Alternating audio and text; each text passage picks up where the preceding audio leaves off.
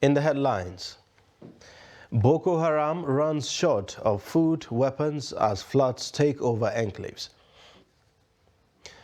Police rescue victim of human trafficking, arrest 2 facilitators in Sokoto. Ipman begins strike, fails scarcity imminent in the north. Away from Nigeria, at least 35 civilians killed in Burkina Faso IED convoy blast.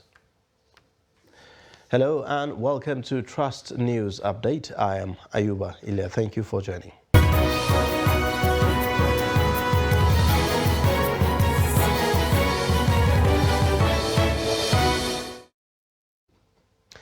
And now the details. Hundreds of Boko Haram insurgents and their families have deserted their camps as flood wreaked havoc on their enclaves, forcing them to move to safe locations on the fringes of Sambisa forest. This comes after 70 fighters got drowned and over 200 insurgents, including 5 commanders, were killed following the airstrikes by the Nigerian military at the weekend. Reports say that the overflow of the Yazaram River affected several insurgents' camps in Sheuri, Kumshi Ward and Gauzua axis Sunday morning and prompted the relocation. Meanwhile, Goni Farouk, a top Boko Haram commander, reportedly surrendered to the troops at Banki Junction in Bama local government area of Borno State on Sunday. Farouk came out with a motorcycle, RPG, anti-aircraft gun, AK-47, 5 magazines with live ammunition, solar panels and clothes, among others. Terrorists were said to have blocked the Birningwari to Funtua road in Kaduna State, killing 2 persons and abducting scores of others. The chairman of the Birningwari Emirate Progressives Union, Ishaq Kasai, in a statement on Monday said that the terrorists killed a commercial driver and abducted several travelers. He said that the bandits blocked the road since Thursday, which coincided with Birningwari Market Day. The report further said that the bandits attacked a Damari community on Saturday, killed 1 person and looted several shops. The chairman said that there is the need for mobilization of troops to the western part of Birningwari, particularly in the Kankangi and Arandagi axis, which shares boundaries with Zamfara and Niger states. The Sokoto State Police Command said it had rescued a female victim from the hands of a syndicate of human traffickers at Ilela border town. The Commissioner of Police said that the quick intervention of the police to rescue the victim was part of the operation of the recently launched X Squad by the Sokoto Police Command. He said that the victim was trapped at Ilela border town on her way to Niger Republic when she sighted police and her trafficker asked her to go into hiding, which she complied, but later made a distress call to the Sokoto police. 2 members of the syndicate were also apprehended. The police further reiterated that concerted efforts will continue until all members of the syndicate are rounded up. The commissioner called on the public to continue to support security agencies in their efforts towards addressing all forms of crimes and criminality across the state. Meanwhile, the federal government on Monday assured Nigerians that the worst of insecurity that has been plaguing the nation is over, as security agencies are now on the trail of terrorist element on the run. Speaking at a joint news conference, frontline ministers in the security sector told journalists that substantial progress has been recorded in the last couple of days in restoring normalcy at various fronts across the country. Trust TV's Shafiu Suleiman reports. Setting the stage for the conference in what appears blowing the government trumpet, Minister of Information Lai Mohammed says security agencies have taken seriously the recent directives by President Muhammadu Buhari on the need to speak to the terrorists in the language they understand. Some said the security challenges have overwhelmed the military, but the military has now demonstrated that no group of ragtag criminals can ever overwhelm them. Terrorists and bandits and co can rob but cannot hide. And this has been demonstrated by the arrest of those who attacked the church in London. These criminals can run but cannot hide, as we have seen the decimation and realization of the cowards who ambushed the brigade of guards troops in Abuja. And the result, according to the ministers, is assuring of the safety and security of Nigerians. The strengths of operational successes recorded by the armed forces of Nigeria in the northeast have thus continued from January through August 2022. The exhalations of the troops of Operation Hard and K have risen by well-meaning individuals as well as reputable internal and international bodies attest to the far-reaching military achievements recorded in the Northeast. We took Niger from North Central State, where 40 suspects were arrested. They were arrested for kidnapping, banditry, and other criminalities. 500 cattle were also recovered. 71 handsets were recovered. On July 9th, 2022, police operatives from patrol around Bakaso area of Suleja arrested a Kojeka Solar Center SKP. We shall continue to protect the lives and property of Nigerians and foreigners in our midst. We shall continue to work for the peace of the nation and deter elements that constitute threats to the people. We shall bear the full powers of the government to secure every inch of our land. We shall not rest until peace is fully restored to Nigeria. But the recent move is coming on the heels of devastating attacks and killings, including displacements of thousands of Nigerians by insurgents, bandits, kidnappers, violent separatists, and other sundry criminals terrorizing the country and undermining its economic growth and stability. Shabir Suleiman, Trust TV News, Abuja. In several reactions, some residents in Abuja expressed mixed feelings about the claims that the worst security challenge is over, calling on the government not to pay lip service to the issues. That's bullshit. It's a lie. Even as you talk to me, I'm afraid of you. The state of insecurity in Nigeria is such that you don't even trust the next person to you. I feel so insecure that I'm not very comfortable talking to a stranger. Insecurity persists because government's hand is in the insecurity of this country. Government appears not to be serious, not to be serious about tackling the problem. So as it is now, security of this country is not in the hands of anybody, but in the hands of God only. The insecurity is as if the personnel are not working. Let me just put it that way, as if they are not working. Really, if they really want to do the job, within 24 hours, everything that is happening within the country will be shut down. Well, I've had something here that the environment for Abuja here, some places, there is insecurity. As for here, there is a security tight. About insecurity in this environment, we will not have problem much. But some other areas, there is a lot of problem in insecurity. I'm not secured, like seriously, I'm not secured. I'm not secure. Even when you are sleeping in your house, anything can happen. If any good Nigerian should tell you this is a reality of something that we are seeing and we are hearing. Even the federal government themselves, they can vividly, boldly tell you that yes, themselves, they are not free from the mess that every citizen is passing through.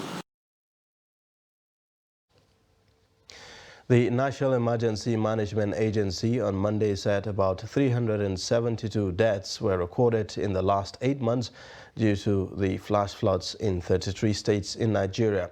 Director General Nema Mustafa Ahmed disclosed this at the inauguration of the new operational vehicles and specialized equipment at the agency's headquarters in Abuja.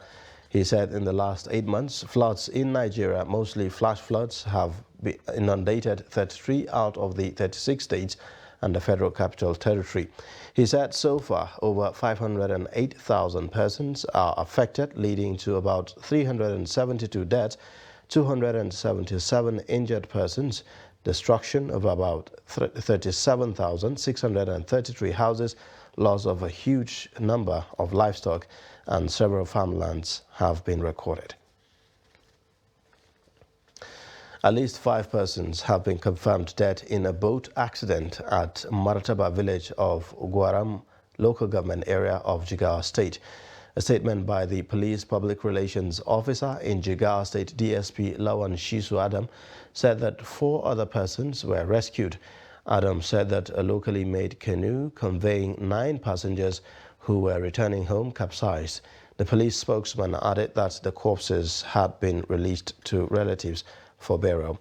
This is the second case of boat mishap recorded in the state within 1 week, with another recorded last Tuesday at Miga local government area, said to have claimed 2 lives.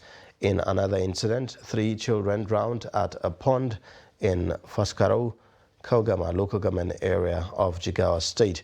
A statement by an official of the Nigeria Security and Civil Defense Corps, Adam Shehu, said that the accident occurred on Monday morning when the girls went to a nearby pond about 300 meters away from the village to wash their clothes. Now, in its efforts to check the excesses of drivers on roads, the Federal Road Safety Corps in 2017 commenced enforcement of psychiatric tests on traffic law offenders. Over the years, the psychological test has generated a lot of violent reactions from motorists in Nigeria who are saying it is merely an avenue for generating income for the Corps. But are these tests really necessary? Let's find out in this report. The proposed test, according to the Federal Road Safety Corps, focuses on 4 areas of violations, including use of phone while driving, beating traffic light, route violations, and dangerous driving.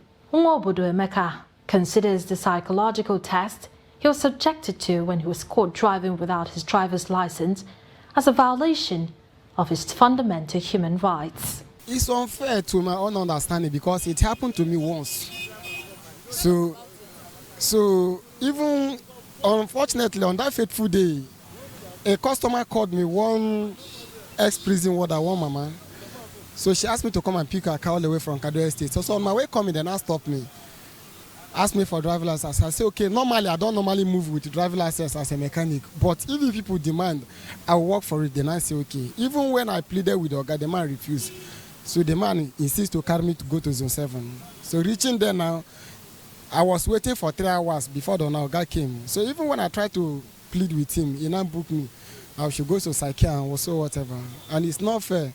But the FRC says introduction of psychiatric test has become necessary because of continued violations in the identified 4 areas, despite efforts by the Corps.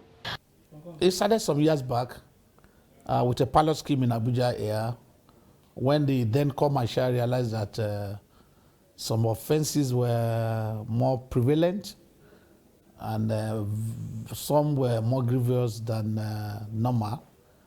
And he decided to set up an operation known as Operation Cobra. It's serving as deterrent because apart from the normal payments or fines, you pay another fine, another money to get this test done.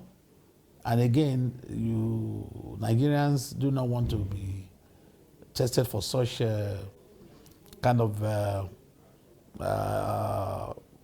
evaluation rather. So, the purpose of the mental examination for offenders is not to generate revenue, but to engender attitudinal change, and the FRC believes the test has become a tide changer in ensuring that motorists obey traffic rules. Martia Umar, Trust TV News, Abuja.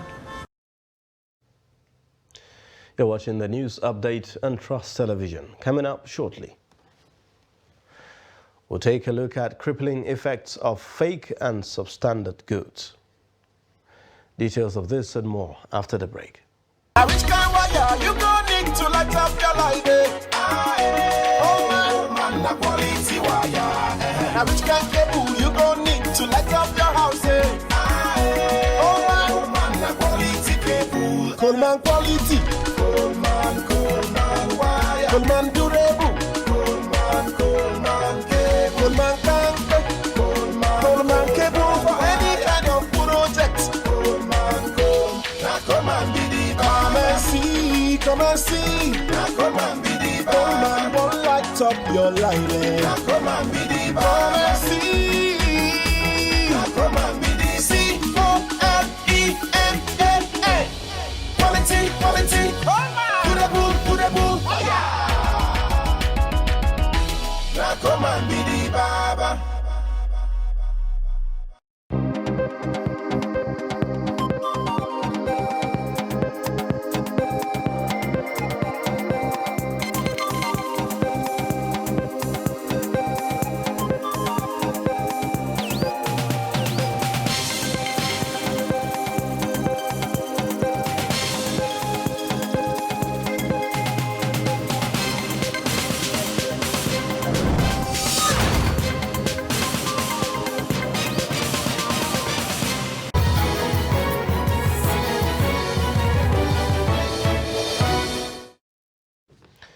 Welcome back. You're watching the news update on Trust Television. Here is a reminder of our top stories. Boko Haram runs short of food, weapons as floods take over enclaves. Police rescue victim of human trafficking, arrest 2 facilitators in Sokoto. In other news, the incidence of teenage pregnancy has become high in the Nigerian society. In Benue State, like many other communities in Nigeria, teenage pregnancy has become rampant with a myriad of socio-economic consequences. Trust TV spoke with some of the victims off camera who lamented their predicaments and called the situation a dream killer. Here's the report. The young girls said regrettably that when they fall pregnant, they are forced to drop out of school, which lowers their chances of finding any reasonable means of livelihood, where they will have to depend on other family members to survive. However, other women blamed the situation on different reasons. They said lack of parental care, poverty, and inadequate sex education are among the causes of this unwanted trend. There is nothing like sex education in their children's life. They don't teach them that as you are going out, please, this is how issue of sex is. They don't even care. They don't teach them. In fact, many parents are far from their children. They don't discuss. They are even shy of discussing issue of sex with their children. Parents have failed in this aspect because they feel that the children are too young to be educated in those aspects. They feel that you are instead spoiling the children or giving them knowledge that is above their age. They said the implications of teenage pregnancy are quite grave, both for mother and child. The after effect of these consequences tell a great deal on the economy and society at large, adding that teen mothers suffer more from these implications. And the consequences are that this will make these children drop out of school at an early stage because they tend to take care of the pregnancy and the childbirth. And during the process, most of these teenage children lost their lives during childbirth. They called on parents, especially mothers, to do more in the upbringing of the children to minimize the cases of child motherhood. As parents, we need to ensure that our children are well taken care of. We can be giving our children, most especially the girls, sex education. We need to talk to them concerning sex so that they will know the implication in order not to engage themselves in.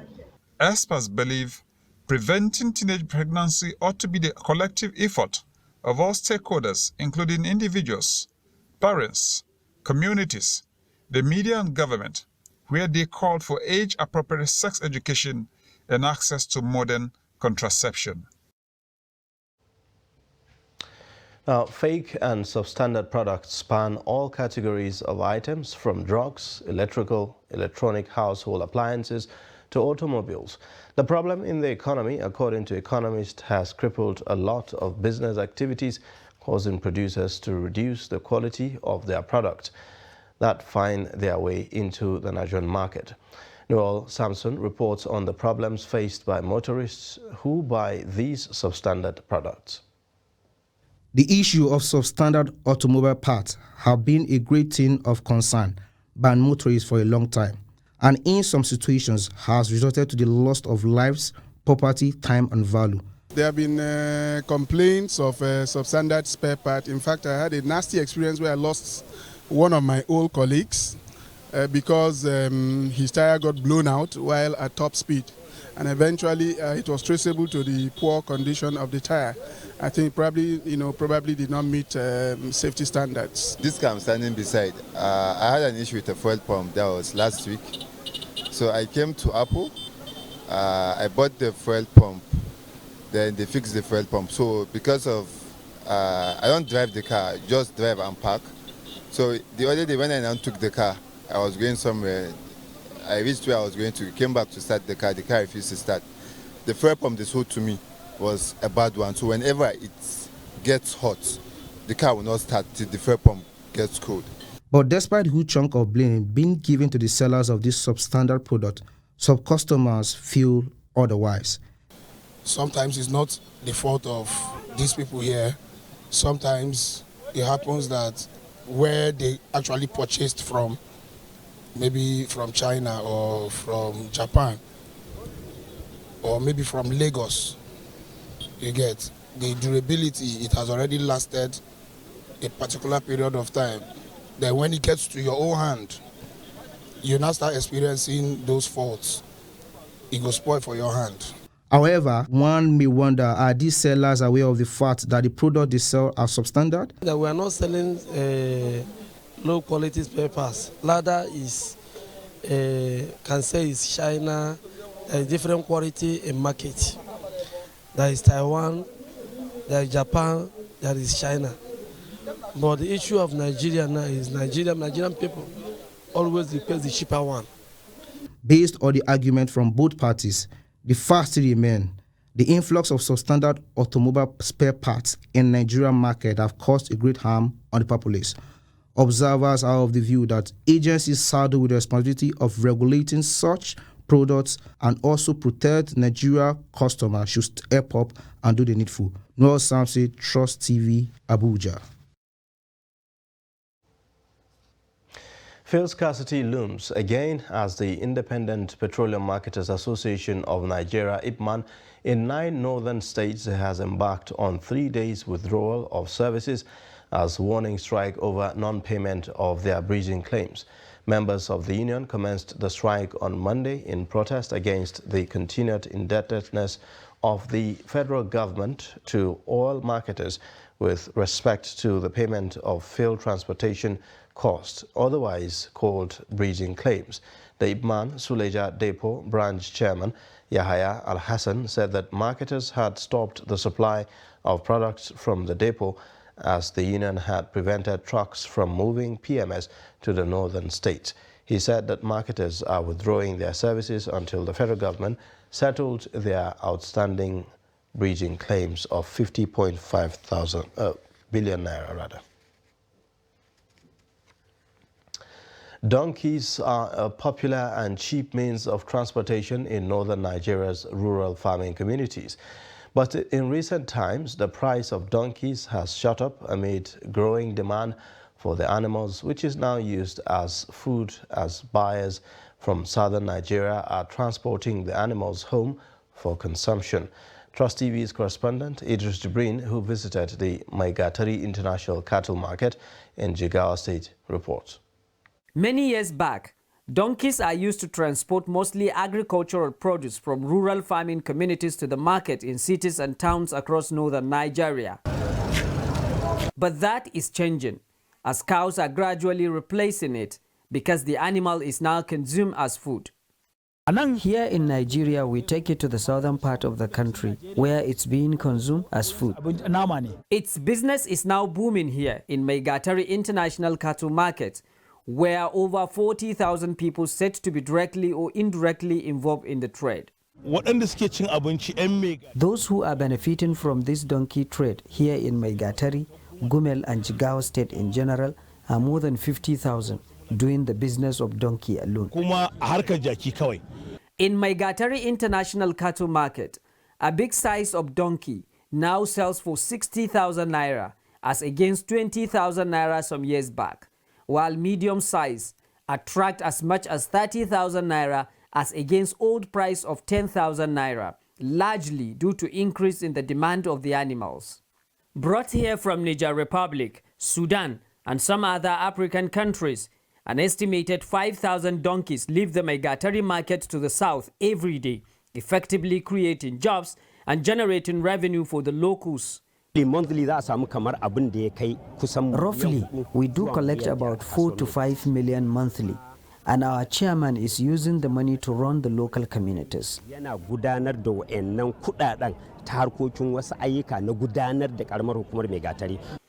Despite growing agitation to legislate against the sale of these animals, traders believe that a more permanent approach to sustain their business is indeed needed, considering the number of people benefiting from the trade. I